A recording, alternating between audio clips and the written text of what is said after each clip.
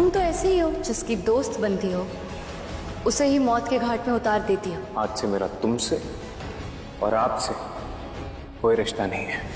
आज से आप सब लोग मेरे लिए मर गए हो। यहाँ पर तो संजू, नीति और गुरविंदर सब घर वाले को कहने वाला है कि तुम सब घर वाले मेरे साथ बहुत गलत किया है और परी के साथ भी बहुत बुरा किया है। जी हाँ दोस्तों, यहाँ पर तो सारी सच्चाई सामने आने वाली है, क्योंकि संजू और पार्वती दोनों मिलकर सारी हकीकत बताने वाले हैं। परी नीति को सबक सिखाने वाली है सबके सामने और कहने वाली है कि तूने तो परी को मार दिया था, फिर भी परी जिंदा है। लेकिन नीति यहाँ पर चौंक जाने वाली है और नीति बहुत मुसीबत में फंस जाने वाली है, क्योंकि नीति ने परी के साथ भी गलत किया है और पार्वती के साथ भी बहुत बुरा किया है। जी हाँ दोस्तों, यहाँ पर तो संजू सब घर वाले को अपनी औकात दिखाकर कहने वाले हैं कि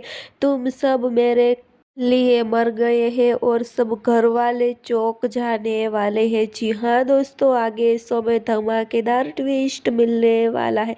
फिलहाल लिए बस इतना सा।